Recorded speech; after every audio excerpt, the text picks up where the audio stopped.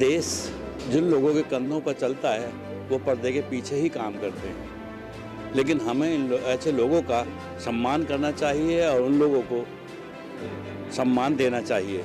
और आज एक सम्मान समारोह में हमारे साथ ऐसे ही साइंटिस्ट हमारे साथ हैं। आइए बात करते हैं कि उन्होंने अपने जीवन में किस तरह के आविष्कार किए हैं और किस तरह का कार्य वो कर रहे हैं। हाँ, आपका नाम जानना चाहेंगे? जी, मेरा नाम डॉक्टर अविनाश कुमार है।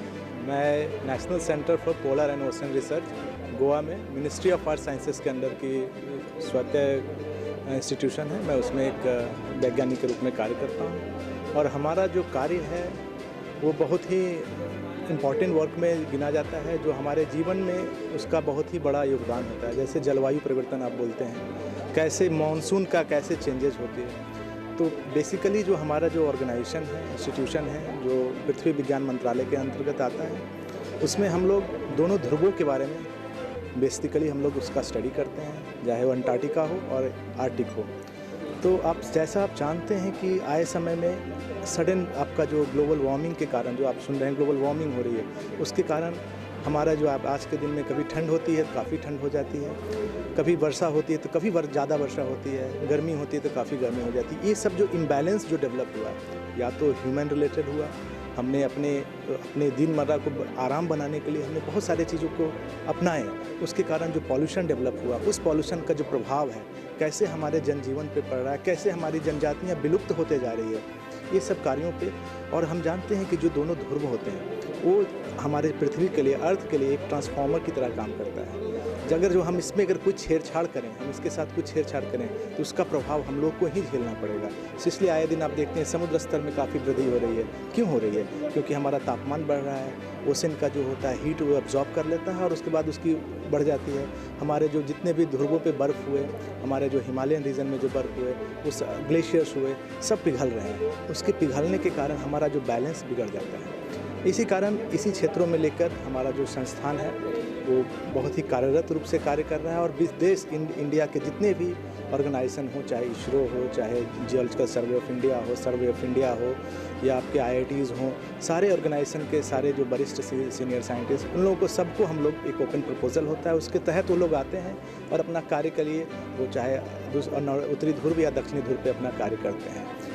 इंडियन साइंटिस्ट की बात करें तो कितनी मेहनत करनी होती है, और आप जिस तरह से बता रहे हैं कभी कभी लगता है कि खाना भी छोड़ना पड़ता है, सोना भी छोड़ना पड़ता है, ऐसा कभी वक्त आया? देखिए, ये जो मैं अपना अनुभव शेयर करना चाहता हूँ। बेसिकली जो मैं अपना मास्टर्स कर रहा था, लोग बहुत सारे जो हमारे जो दोस्त थे, साथी थे, वो लोगों को बहुत अट्रैक्शन था कि हम प्राइवेट सेक्टर्स में जाएँ और खूब पैसा कमाएँ।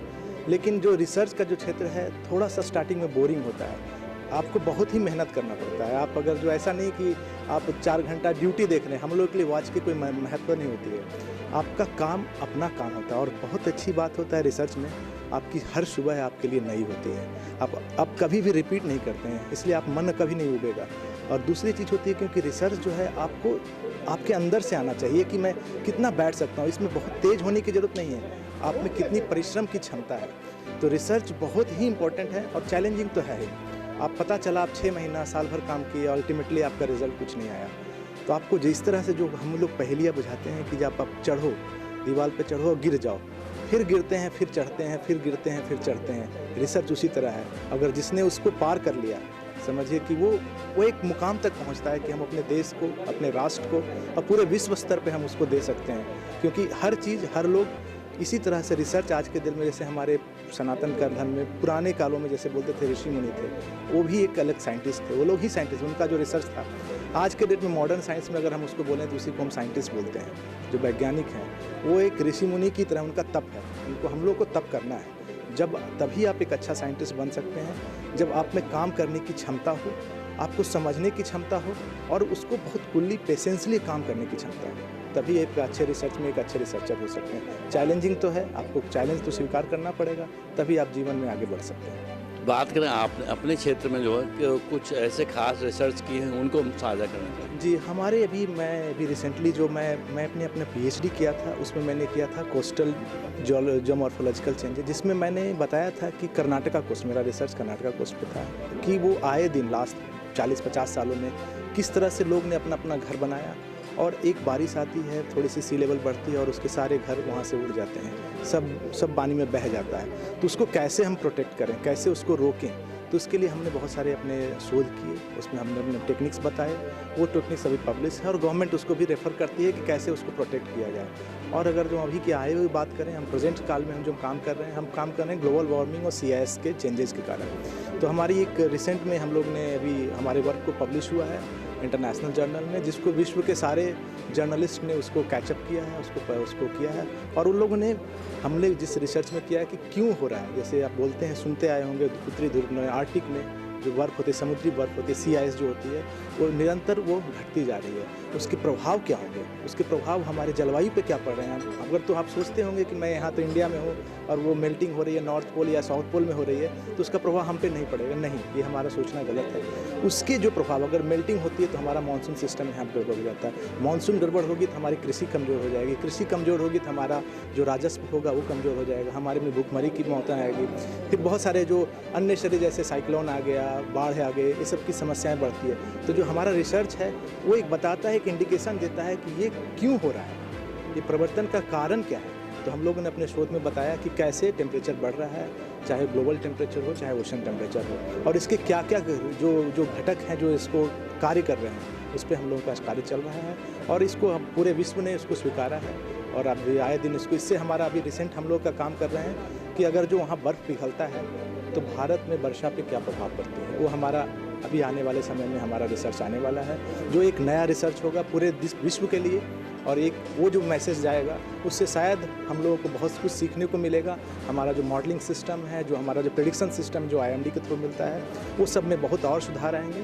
और डेफिनेटली इंडियन साइंटिस्ट एंड जो हमारा जो संस्थान है पृथ्वी विज्ञान मंत्रालय, इसमें बहुत ही आगे बढ़ के कर रहे हैं। और इसमें हमारे सेंटर का, चाहे हर्षवर्धन साहब का हो, चाहे मोदी जी का हो, सब लोगों का पूर्ण रूप से सहयोग है कि हम साइंस को, हम विश्व गुरु तभी बन सकते हैं जब हम अपने साइंस को उस लेवल पे लेके जाएं। क्योंकि जब आपकी जो इंडियन साइंटिस्ट जो हैं उसके पास क्वालिटी बहुत है, उसकी अपॉर्चुनिटी की कमी है। हमारे जितने भी क्रीम साइंटिस्ट होते हैं आज के देश में, चाहे नासा में हो, आप देखिए कि उसमें 25% लोग इंडियंस हैं। चाहे जो भी सॉफ्टवेयर डेवलप होता है उसमें सारे इंडियंस हैं, क्योंकि इंडियंस के पास जो कार्य करने की क्षमता, मेहनत करने की क्षमता और विश्व के पूरे देश के लोगों से बहुत ज़्यादा है। यही कारण है कि Indian scientist are always they are very laborious. चलिए, बात के अंत में हम जानना चाहेंगे आपको अभी तक कितने अवार्ड, कितने सम्मान मिले हैं आपके संघर्ष के? जी, अभी तक तो मैं 8 से 10 अवार्ड ले चुका हूँ। और अब रिसेंटली हमें एक बहुत ही वो जो पहला भारतीय नागरिक के रूप में हमको Korean institute of polar science हमको वहाँ मिला है, कोपरी इसको बोलते हैं। वहाँ से हमको कोरियन गवर्नमेंट ने हमको अवार्ड दिया है, जिसमें हम इस्टेब्लिश साइंटिस्ट के रूप में वहाँ से हमको अवार्ड मिला है, जिसके लिए मुझे 2 से 3 महीने का वहाँ अपॉर्चुनिटी मिलेगा। ड्यू टू कोरोना हम तो जा नहीं पाए अभी, लेकिन हमारा जो कार्यकाल एक्सटेंड कर दिया गया है। और अब होप करता हूँ कि इस ईयर के एंड तक में मैं वहाँ जाऊँगा और वहाँ के शोध को देखूँगा कि वहाँ के पोलर साइंटिस्ट कैसे कर रहे हैं, और उसके साथ जो हमारा जो कोलैबोरेशन है इंडिया और जो कोरिया का रिलेशन है, साउथ कोरिया का, वो कैसे हम बढ़िया से बनाएं, जो साइंस के क्षेत्र में हम उसको और आगे लेके जाएं। दोनों के साथ कोलैबोरेटिव प्रोजेक्ट्स वगैरह हम लोग का प्लान है कि करेंगे, और उससे डेफिनेटली होगा कि हमें साइंस के क्षेत्र में भारत का बहुत ही ऊँचा नाम होगा, और ये बहुत ही जल्दी। और मैं बहुत ही आभार व्यक्त करता हूँ कि हमें अटल वैज्ञानिक शिखर सम्मान से सम्मानित किया गया है, जो एक हमारे लिए, जो अटल जी हमारे भारत के धरोहर रह चुके हैं, उनके लिए हमको विज्ञान में सम्मान मिला, साइंस एंड टेक्नोलॉजी में। मैं रियली कृतज्ञ हूँ सारे कमेटी को, जूरीज मेंबर्स को, जिन्होंने हमको इस अपॉर्चुनिटी का दिया है। और मैं सही में ये तेज निगाहें चैनल को भी मैं कहना चाहता हूँ, जिन्होंने हमें कुछ बोलने का मौका प्रदान किया है। तो वाकई ये थी एक साइंटिस्ट की लाइफ जो हम आपको दिखा रहे थे, और अब एक साइंटिस्ट थे, आप सुन रहे थे। वाकई एक साइंटिस्ट का जन्म संघर्ष में होता है, और जिस तरह से बताया कि रिसर्च के लिए हमें बहुत मेहनत की ज़रूरत होती है और अपने अंदर एक शक्ति की, एक क्षमता की ज़रूरत होती है, सहनशीलता की ज़रूरत होती है, तब जाके हम एक रिसर्च कर पाते हैं। ऐसे वैज्ञानिकों को तेज निगाह चैनल सलाम करता है, सैल्यूट करता है, जिनके भरोसे ये देश चल रहा है, जो नई अपनी ज़िंदगी दांव पर लगा कर नई नई रिसर्च करते रहते हैं। कैमरामैन प्रिंस के साथ योगेश सोलंकी, तेज निगाहें, दिल्ली।